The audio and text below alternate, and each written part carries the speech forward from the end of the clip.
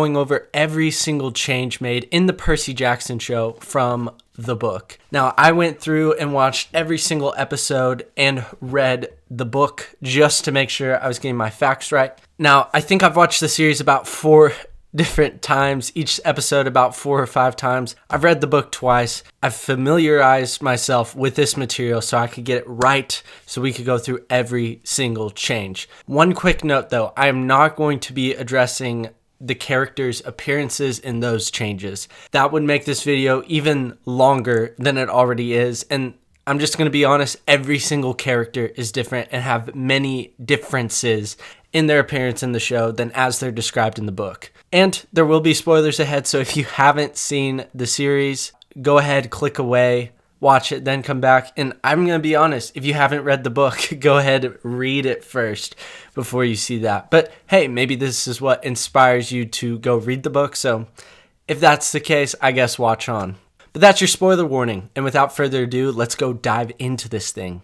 Unlike the show, the book does not open with a flashback to Percy as a child, seeing a Pegasus, but actually opens on a bus on the way to the Met, to their field trip location. And Percy never sees the Pegasus in 2nd grade. That's never mentioned in the books. That doesn't mean it never happened, but it's not found here. He also never sees a mechanical rhino. That's not addressed in the book. In the book, it goes over his field trips and the certain instances that happened there. Him accidentally dropping his whole class into a tank at the aquarium. Him accidentally firing a Civil War cannon at a school bus. Things like that. Percy and Grover playing card games is never found in the book. In fact, Mythomagic, the game they're playing, doesn't appear till the 3rd book.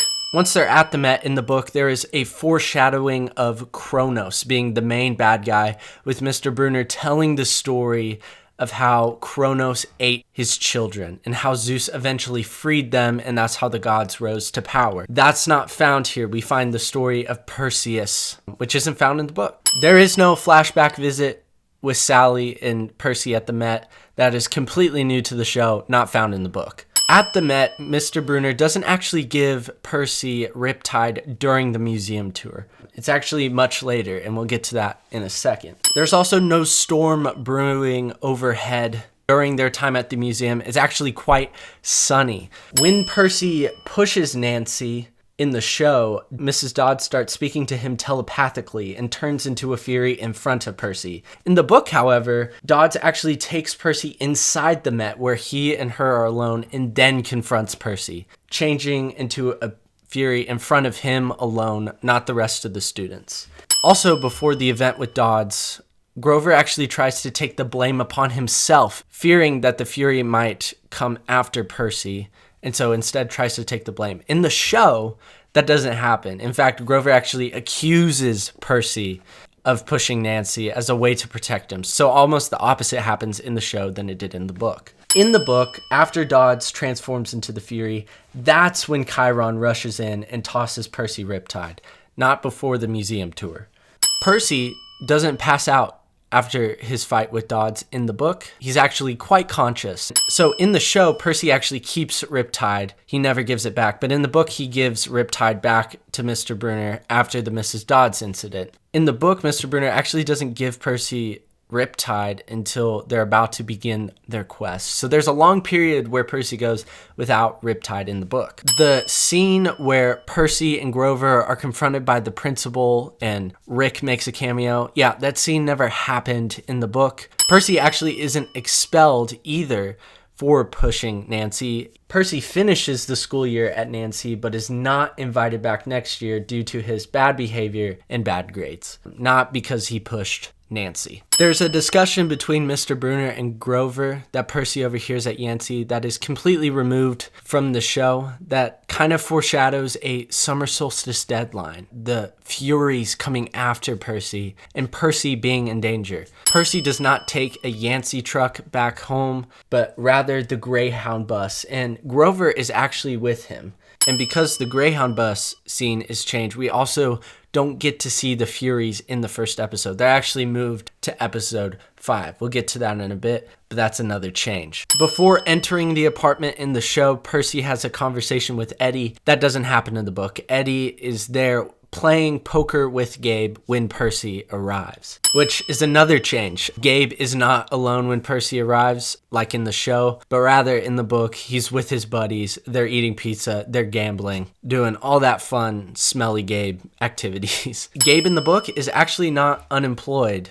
Unlike show Gabe, Gabe actually works at Electronics Megamart in the book. What Sally offers to get her and Percy to Montauk is different in the book than it is in the show. In the book, she offers her famous 7-layer dip to Gabe for letting them go to Montauk and not sandwiches. Sally also doesn't do the whole argue thing with Gabe. She doesn't argue. That's not her character in the book, but she does that in the show. Percy also has to apologize to Gabe in the book for interrupting his poker game. On the way to Montauk in the show, Percy has a dream of Kronos. But in the book, Percy actually has that dream later that night, while they've already been to Montauk, after they've already talked. And Percy's dream in the book is nothing like that in the show. And I know this is probably due to budget constraints, but it's different. In the book, Percy dreams of an eagle and a horse fighting on a beach while a voice underground eggs them on, encourages them to fight. This foreshadows the event, the stakes of the entire book. What everything is pointing to is kind of shown in this dream. Percy and Sally's conversation at Montauk is a lot deeper than it was in the book. In the show, Sally discusses Percy's father, that he is one of the Greek gods, that Percy is a demigod, all these things. In the book, it's a lot simpler, and Sally's a lot less eager to share this information with Percy. She only discusses how she met his father and how she has to send Percy away as the only way to protect him, and that she's sending him to a summer camp that his dad wanted him to go to. That's it. It's very vague information, not as straightforward as it was in the show. Sally is also not the one to tell Percy that Greek gods are real and that he's a half-blood. She does that in the show, but she does not do that in the book. Also, during their conversation in the book, Percy never tells Sally what truly happened at Yancey. Finally, when Sally, Grover, and Percy are on the car on the way to Camp Half-Blood, in the book, Grover does not explain the mist or what Camp Half-Blood is. While in the show, we get through all the exposition so quickly. Grover's like, yeah, you're going to this place called Camp Half-Blood. It's a safe place for people like you, a half-blood. He also explains the mist here, and we really don't get a deep explanation of the mist in the book until Percy's leaving to go on his quest. In the show, during their car ride, Sally swerves the Prius into oncoming traffic in an attempt to stop the Minotaur and eventually crashes the car. However, in the book, lightning actually strikes the car.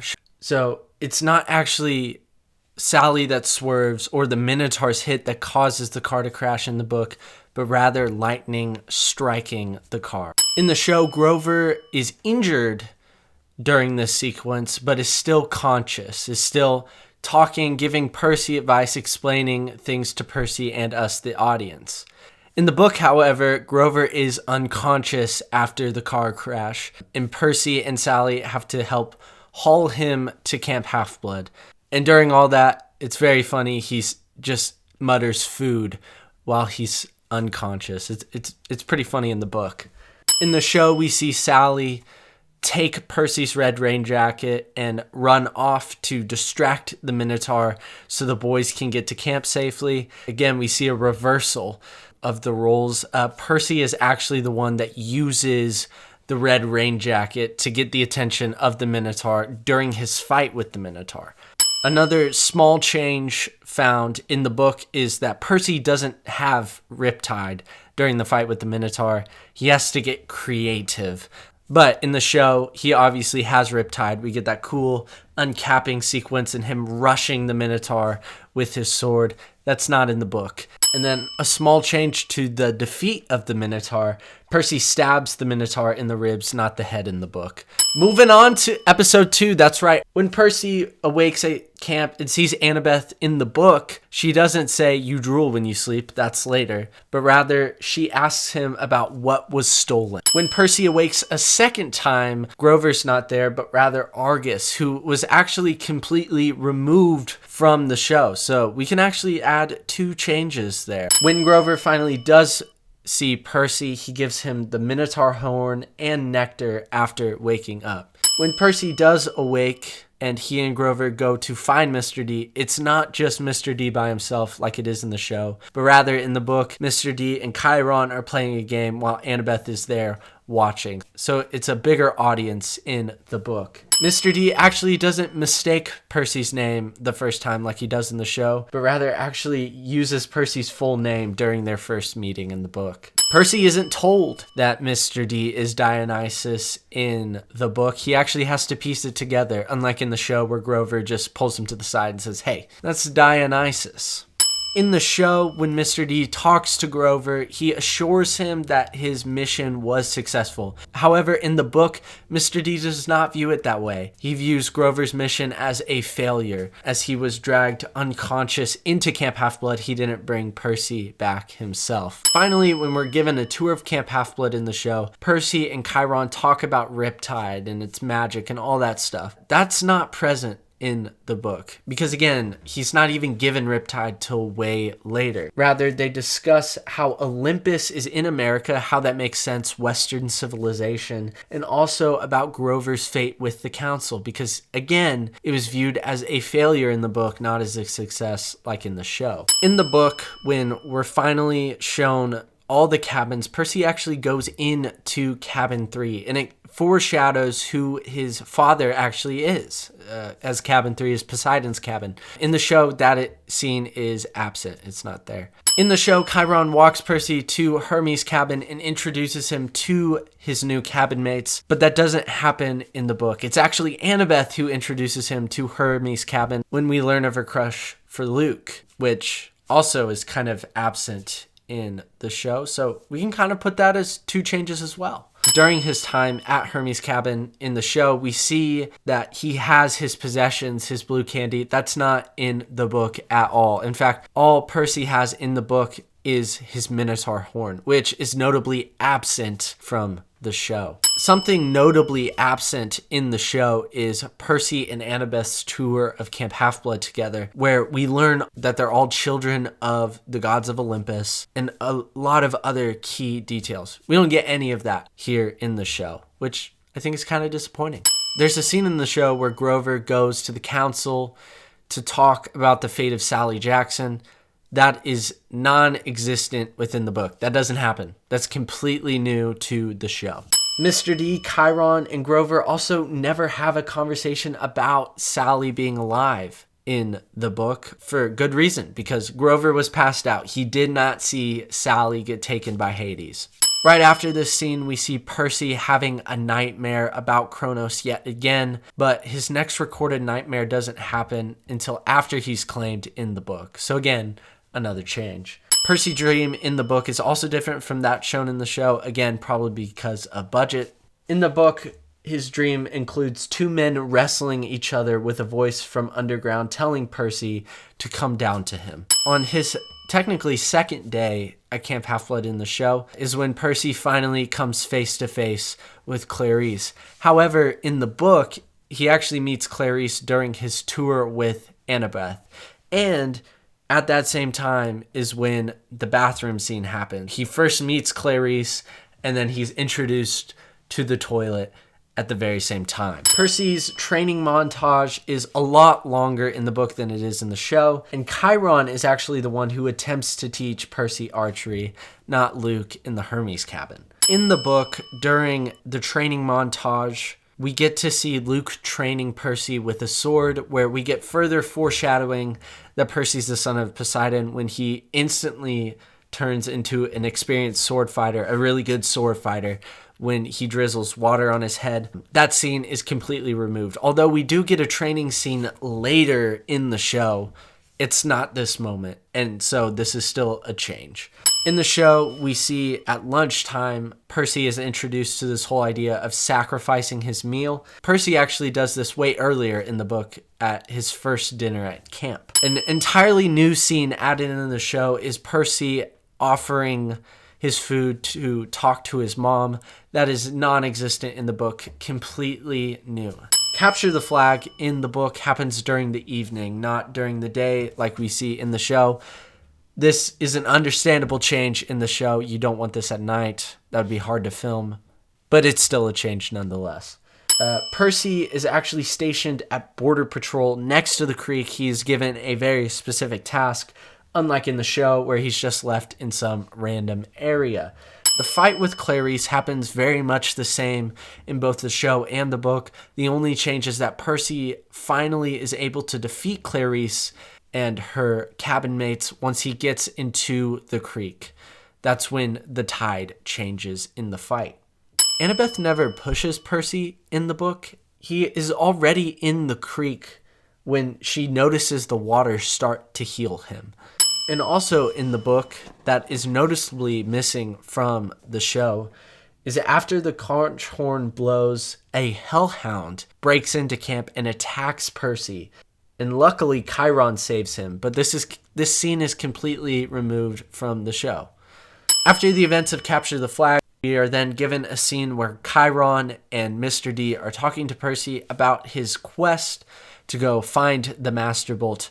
That's in the show. It happens really quickly. However, in the book, Mr. D is actually not even present when Percy is given his quest, as he has gone to Olympus for an emergency meeting. The quest only has a week to be completed in the show, but in the book, it's actually a 10-day deadline. Also, we kind of mentioned this earlier, Grover doesn't know about Sally still being alive in the book. So, in the book, Percy doesn't go because he knows that Sally is still alive, but rather he assumes and hopes that she can still be alive, and that's why he accepts the quest. Moving on to episode 3, the Oracle does appear as Gabe in the book, but also uses his poker buddies to help in giving the prophecy instead of just being Gabe. There is no selection ceremony. That's non-existent in the book. Annabeth is actually there, hidden in her invisible cap when Percy's given the quest and asked to join, and Grover agrees to go so he can complete the quest to get his searcher's license. So that means there's no poop shoveling scene as well. Luke doesn't go to Cabin 3 to meet Percy and give him gifts for the quest, but rather in the book meets Percy, Annabeth, and Grover by Talia's tree on the way out. In the book, Percy actually gives Grover the shoes almost immediately after receiving them from Luke, since he knows it's not going to be safe for him to use. And it's also at Talia's tree that Percy finally is given Riptide again. The gang are driven into New York by Argus in the book, and Grover explains why Sally married Gabe to protect Percy from monsters. This entire sequence is taken out. They just take a cab there, and that's that. We don't get any more exposition or explanation into why Sally married Smelly Gabe. It's also raining during all of this, and while they're on the bus, it's not sunny like it is in the show. Annabeth doesn't ever leave to get snacks in the book, and Grover's consensus song also doesn't appear in the book. During the bus sequence and the Fury attack on the bus, all 3 Furies are present, not just 2 in the book. Annabeth and Dodds do not have a conversation on the bus. No private one-on-one. That doesn't happen in the book. That is only found in the show.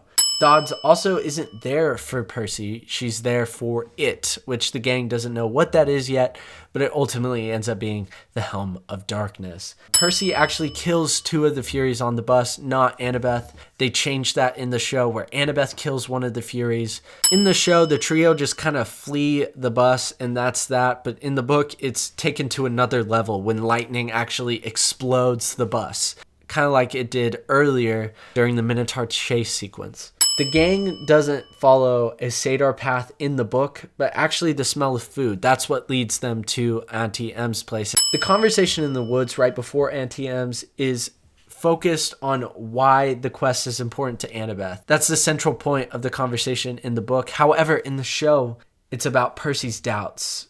And it's where Grover is revealed to be Annabeth's former protector, which doesn't happen till way later in the book. Almost instantly, we figure out that Auntie M's is actually a secret cover for Medusa. That happens instantly in the show. However, in the book, it takes the characters actually a pretty long time to figure out it's Medusa, almost till the very last second. Miss Dodds also doesn't follow the gang to Auntie M's in the book. The gang follows Medusa inside in the book, not for protection from Dodds, but rather because they're just hungry. Percy doesn't have a private conversation with Medusa where she offers to help with his friends. That doesn't happen in the book at all. Completely added new in the show.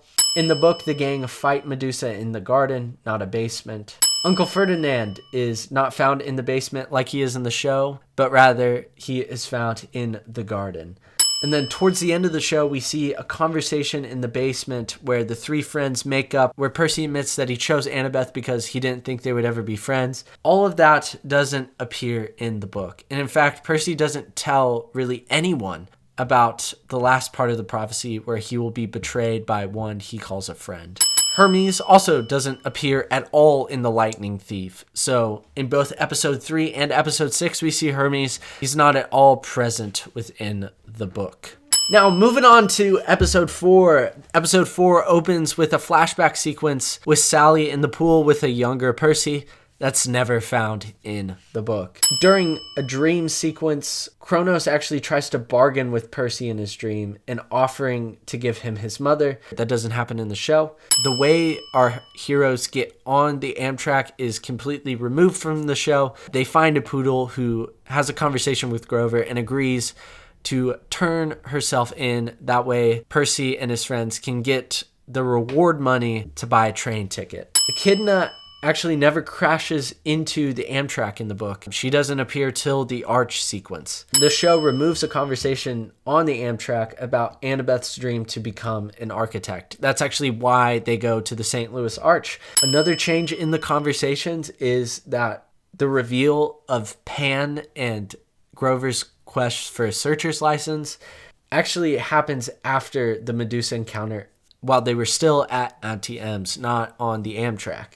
The show actually changes the Chimera to be a female, while in the book, the Chimera is a male. Percy does not get stabbed by the Chimera before the Arch in the book. That is completely new to the show. The gang also doesn't leave the train to run from the Chimera, but rather they go to see it with Annabeth, who really wants to see the Arch. The Arch is also never described in the book as an Athenian temple. That is completely new to the show. Also, the conversation between Percy and Annabeth in the Arch doesn't happen in the book. Athena is never mentioned to be embarrassed by the package sent to Olympus. That is completely original to the show. Also, a new addition is that Percy doesn't sacrifice himself to fight the Chimera, but tells Grover and Annabeth to go down without him as to not hold up traffic on the top of the Arch. Another change is that Percy is not actually alone in the book during his fight with the Chimera, but a family, a park ranger, are also up there with him.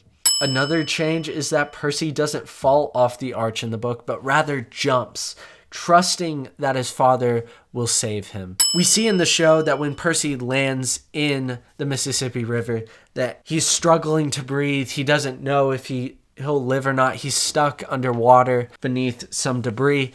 That doesn't happen in the book. Percy doesn't struggle at all while he's underwater, but actually discovers that he can breathe underwater all by himself. We're now moving on to episode 5. Episode 5 opens with Annabeth seeing the Fates. This doesn't happen in the book. Again, the Fates happened way earlier when Percy was just getting back from Yancey, and he's the one that actually sees them, not Annabeth. Percy is dry after his swim in the Mississippi River, unlike in the show where he is completely soaked. The trio actually managed to get back on the Amtrak train in the book. They don't just go off walking as like they do in the show. Another change is that Ares actually meets them at the diner, not on the side of the road like they do in the show. Although I will admit that scene was pretty funny. There's no Twitter in the book. Ares actually doesn't ask for Grover as collateral. There's no collateral in the book. Grover actually goes to Waterland in the book. Percy and Annabeth don't actually really go on the Tunnel of Love ride in order to find the shield, for the shield is actually at the entrance to the ride. The Throne of Hera is completely new in the show. That doesn't appear at all in the book. The trap that Hephaestus makes in the show is that he makes a little net that will capture Ares and Aphrodite and broadcast their humiliation to Olympus. So it's a lot different from what we find in the show. Also, mechanical spiders attack the trio in the book, and that's where we learned that Annabeth has arachnophobia. Hephaestus also does not appear at all in The Lightning Thief. He's not present in the book, which again makes two of the Greek gods showing up in the show that weren't found in the book. As I mentioned earlier, Hermes is not found anywhere in the Lightning Thief book, so they don't actually plan on going to Las Vegas to find him. They just happen to stumble off after freeing the animals. Percy in the book actually finds out that his mother is alive from Ares after completing this little side shield quest. And in the book, it's never really a suspicion of the trio that Clarice is the Lightning Thief. That idea was completely invented for the show. It's not found in the book. We're now moving on to episode 6, Lotus Casino. The show removes a conversation between the trio in Kindness International, the bus, where Annabeth's fear of spiders is explained, where we see that Grover is the satyr that actually protected Talia. That's just then revealed in the book. And Percy actually encourages Annabeth not to give up on her father and to maybe give him a second chance. That entire conversation does not happen in the show, which I think is a missed opportunity. The dream that Percy has in the book is very different from that in the show. It does not take place in the principal's office, but rather it starts with Talia and Percy in straitjackets in a classroom and then transitions to the dark pit, where the pit is talking with someone. The Iris message with Luke actually happens before they meet Ares at the diner, so it happens way earlier in the book.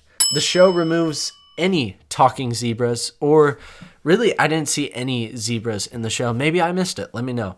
Before I get to the Lotus Casino, I just gotta say, the entire Lotus Casino sequence in the show is completely different from what is found in the book. So I'll try to get through this as quick as possible and point out just the big things. The gang in the book go into a trance in the casino and are distracted by all the cool rides and games. Percy is actually the one that realizes what's going on after meeting a kid from the 1970s, 1977 to be specific. They don't realize that the Lotus Eaters run the Lotus Casino in the book, as within the show. Instantly, they're just like, wait, this kind of reminds me of the place with the Lotus Eaters. Hermes, again, does not appear in The Lightning Thief, so he's non-existent in this sequence. And May Castellian, I think that's how you say Luke's last name, but Luke's mother is not mentioned at all within the book. In fact, she's not even mentioned till The Last Olympian, the 5th book in the Percy Jackson series. So this is way early for her name to be dropping. Augustus is not a character in The Lightning Thief, so completely new to the show. The trio doesn't take Hermes' cab to Santa Monica, but rather a normal mortal taxi. The crew in the book arrives at Santa Monica at sunset, not at night. And this is probably one, if not the biggest change in the show. The crew does not miss the deadline in the book. They still have 1 day left when they get out of the Lotus Casino.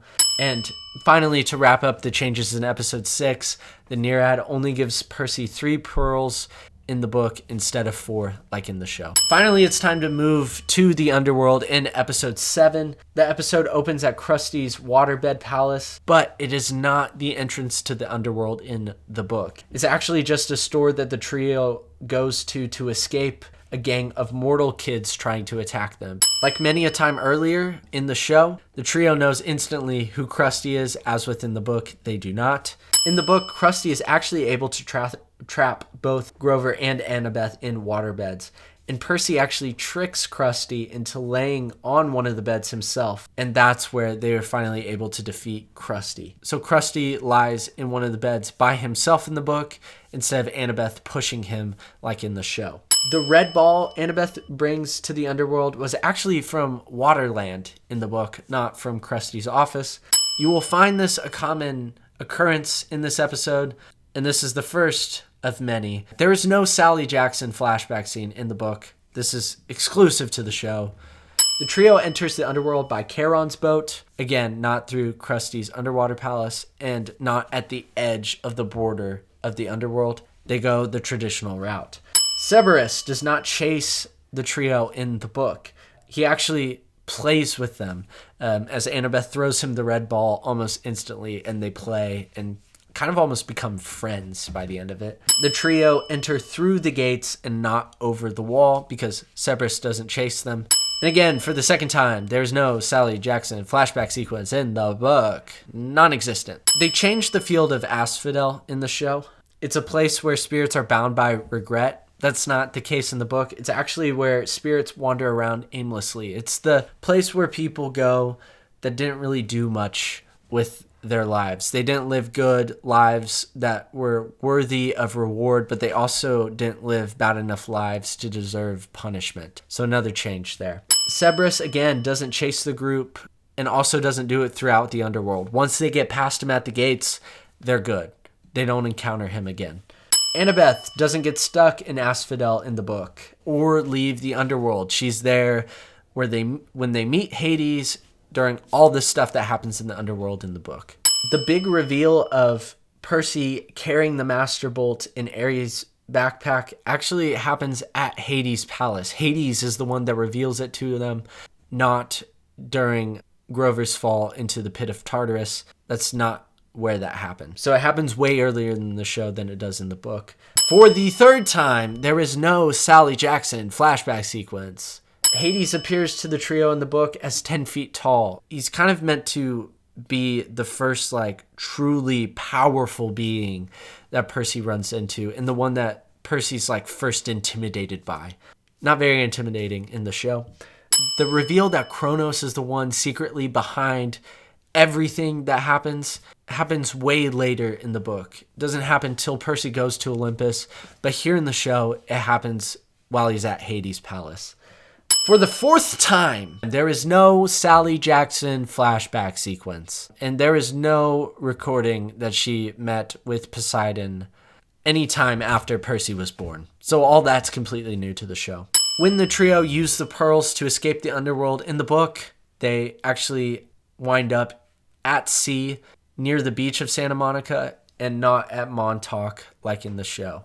We are now at the finale, the pinnacle, the last episode of the Percy Jackson series. It's time for episode 8. Right before their fight in the book, Ares actually summons a boar to kill Percy, which Percy discards pretty easily with one swipe of a wave. In the show, Percy and Ares agree to terms in their fight that if Percy draws blood, he wins. That agreement never happens in the book. They just kind of duke it out until Kronos actually stops Ares from continuing to attack. Cops are actually present during the fight between Ares and Percy. That's not found in the show. All three of the Furies are also at this fight in the book and come to retrieve the helm on the beach, not at the cabin like in the show. And Percy is actually given Annabeth's necklace before his fight with Ares, not before his trip to Olympus. One of the big changes that the show makes is that they remove Percy's trip back to New York. Because in the show, they appear on Montauk. They're already in the New York area. In the book, however, the trio actually has to take a plane back to New York in order to meet the deadline in time. So that all is completely removed from the show. There's no flashback sequence with Luke before going to the throne room. All those flashbacks are completely new to the show. When Percy finally does arrive to the throne room in the book, both Zeus and Poseidon are there arguing. It's not just Zeus alone. Poseidon actually doesn't save Percy and surrender for two reasons. One, because Percy doesn't mouth off to Zeus in the book. He's weirdly respectful. And two, because Percy meets the deadline in the book. He doesn't miss it. He meets the deadline. After his conversation with Poseidon, Percy is not sent back to Camp Half-Blood, but rather goes home to see his mom immediately after his time on Olympus. That's how it happens in the book. The show completely removes his reunion with his mom, his true reunion with his mom, in their NYC apartment, and his last encounter with Smelly Gabe, and him giving Medusa's head to his mom. In the book, Grover actually leaves way before the end of camp. He leaves on the 4th of July to go find Pan, which means at the end of the book, it's only Percy and Annabeth. Grover's already left camp. As I said earlier, they never really suspected Clarice to be the lightning thief, and so they never make a plan to tell Chiron about it like they do in the show. So that's completely new to the show, not found in the book. Luke actually doesn't betray Percy until the last day of camp. And it's actually in the woods by the creek where the capture the flag sequence happened. So a little change there as well. Percy actually doesn't figure out Luke is the lightning thief until Luke summons a scorpion to kill Percy. That kind of gives it away that your friend's betraying you when, he sends a poisonous animal to kill you. I mean, that'll do it. Luke actually doesn't try to persuade Percy to join him. He is literally just there to kill him. He arranged this whole thing to kill Percy under Kronos' orders. Annabeth is not present during Luke and Percy's confrontation. Also, Percy and Luke do not fight. During this confrontation, Luke just leaves the scorpion to kill him. And since they removed the scorpion from the show, they also removed Percy getting stung and poisoned and having to seek medical help. Percy and Chiron's conversation at the end of camp happen in the sick room of the big house with Annabeth present. That's where she finds out Luke has betrayed them. This doesn't happen at the doorstep of Cabin 3. The reunion between our three heroes at Talia's tree does not happen in the book. As I said earlier, Grover has already left at this point. The trio also never make a pact before Grover leaves to come back to Talia's tree. That is completely new to the show.